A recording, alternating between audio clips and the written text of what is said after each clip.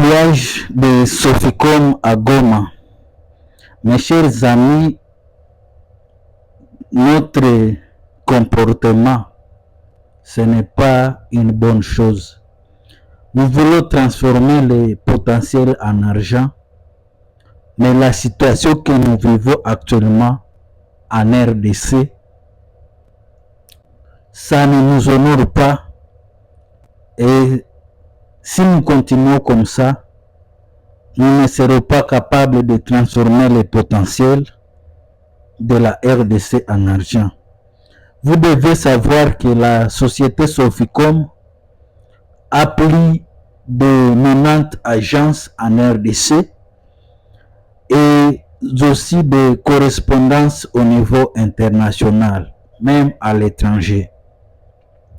Donc la situation qui s'est passée à Goma, ce n'est pas quelque chose à encourager. Ici, je m'adresse à la jeunesse de 1990. Je compte sur vous. Je sais que vous passez des moments difficiles actuellement. Parce qu'il n'y a pas de banque, il n'y a pas d'argent liquide, il n'y a pas de nourriture, les gens sont affamés, il y a des stress. Mais aussi, on se demande où est-ce que nous allons. Et lorsque on pille une société de finances et que vous savez que pour qu'il y ait investissement, il faut qu'il y ait des transferts de fonds. Bon, même si les gens ont volé l'argent, même si les gens ont volé les Land Cruiser, je vous dis que ça doit cesser, ce n'est pas une bonne chose. Nous ne pouvons pas construire notre pays avec cette mentalité parce que ça ne nous honore pas, parce que nous sommes en train de reculer au lieu d'avancer. C'est pourquoi j'appelle la jeunesse à prendre conscience. On ne peut pas construire une nation comme ça. Imaginez les colons qui nous ont colonisés en 1885 jusqu'à 1960. Si aujourd'hui ils pouvaient se réveiller dès sa tombe et voir ce qui se passe actuellement en RDC, peut-être ils pouvaient dire que les missionnaires qui nous ont colonisés, les missionnaires, les enseignements, ils ont échoué. Écoutez d'abord cette vidéo avant de continuer.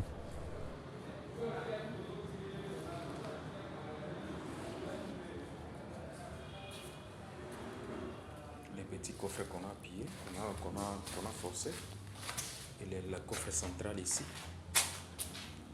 Tout est paralysé, c'est terrible. Terrible ici. Terrible vraiment. C'est terrible. Les gardes de Biré, ils étaient en train d'utiliser pour forcer les histoires. C'est terrible.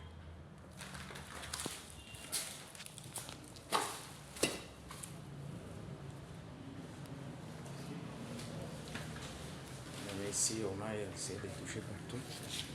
Regarde. Vous devez connaître que l'argent n'aime pas le bruit.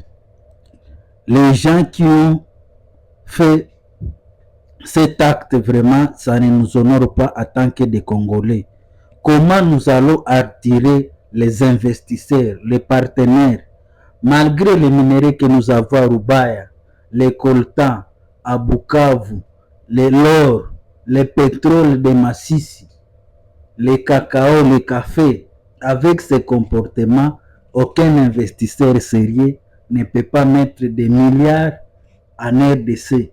Donc nous allons mourir pauvres en dessous de 2 dollars par jour à cause de notre comportement. Parce que vous devez savoir, actuellement avec la technologie, tout ce qui se passe dans le monde est diffusé partout. Et vous devez savoir que l'Internet, c'est un couteau à deux tranchants. Ça peut nous propulser, tout comme ça peut nous noyer. Parce que cet événement va passer dans le monde entier et aucun investisseur sérieux ne viendra pas investir dans le Nord Kivu, dans le Sud Kivu, à moins qu'il soit venu pour ses profits personnels ou passer dans les mafias. Vraiment, la jeunesse de 1990, je vous encourage à ne pas prendre les armes pour tuer son voisin, son frère. Nous tous, nous allons mourir. Et comment piller quelqu'un qui a travaillé plus de 20 ans en train de construire cet empire, mais une seule journée, il perd tout de même. Je vous ai dit que Soficom, c'est une grande institution, une grande organisation avec plus de 90 agences en RDC, mais aussi au niveau international. Et comment on va rouvrir les banques avec ces comportements? Comment les gens vont aller investir, vont faire de l'épargne avec ces comportements? Alors je vous appelle vraiment de cesser avec ces comportements. Et celui qui a volé, il ne doit pas penser qu'il va s'enrichir avec l'argent des vols. Nous devons travailler, nous devons utiliser notre intelligence pour nous enrichir. Et l'enrichissement vient petit à petit, pas avec le vol. Parce que une chose mal acquise ne sert à rien. Je vous appelle la jeunesse de 1990 de prendre conscience, de prendre courage. Je sais que vous traversez des moments difficiles, mais ensemble nous allons relever la RDC. Nous n'allons pas quitter notre pays. C'est notre pays, nous devons l'organiser parce que nous sommes entrés. Nous avons des enfants qui vont vivre en RDC. Nous ne devons pas détruire notre propre pays pour aller être des réfugiés à l'étranger, pour aller chercher à manger à l'étranger. C'est à nous de prendre notre responsabilité et de voir comment notre pays sera développé. Nous pensons que c'est la dernière fois que nous puissions voir ceci. Et même si nous voulons nous enrichir, ce n'est pas comme ça que nous devons nous enrichir. Et comme je vous ai dit, Soficom fait des transferts au niveau national, international, même au niveau local. Mais ce qui s'est passé vraiment, ça n'honore pas la population de la RDC, ça n'honore pas la population de Goma. Vraiment, je vous encourage à cesser avec ce genre de pratiques que nous sommes en train de vivre. Il y a des pillages, il y a des vols, et nous sommes en train de reculer au lieu d'avancer. Nous sommes en train de perdre au lieu de gagner. C'est pourquoi je vous appelle à ne pas voler, à ne pas tuer son frère pour s'enrichir. Nous devons travailler pour gagner notre vie. Qu'est-ce que nous allons laisser à la génération future? Comment nous allons transformer le potentiel en argent avec cette situation? Comment nous allons quitter la situation de 2 dollars par jour à 10 dollars par jour avec ce genre de situation? Donc on va nous laisser à notre triste sort, mourir, avoir des kwashiorkor, être mal nourri, et ça ne va pas honorer nos prédécesseurs qui se sont battus pour que nous puissions avoir l'indépendance.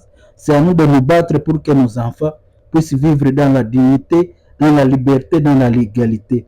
Je vous dis souvent que nous avons un État à construire et non pas un pays à piller, à dévaliser. Nous ne devons pas réfléchir à notre propre intérêt, mais nous devons voir aussi les intérêts des autres. Nous devons penser à la nouvelle génération, non pas penser aux élections prochaines. Les présidents, tous ceux qui nous gouvernent, ils vont penser, mais la République démocratique du Congo restera à jamais. C'est notre pays, nous ne devons pas l'abîmer. C'est pourquoi je vous appelle à prendre conscience, mais aussi à tirer des leçons de ce qui nous arrive. Ça fait plus de 30 ans que la population de la République démocratique du Congo, surtout en Est, souffre à cause de guerres récurrentes. Et au lieu que ces guerres puissent nous aider, ces guerres aident à des multinationaux et qui en profitent parce qu'ils vont acheter des minerais à vil prix. Ils ne vont pas passer dans des processus normaux. Merci de nous avoir suivis. Rendez-vous dans nos prochaines vidéos. Si vous avez quelque chose, n'oubliez pas de vous abonner de faire des commentaires, mais aussi d'aimer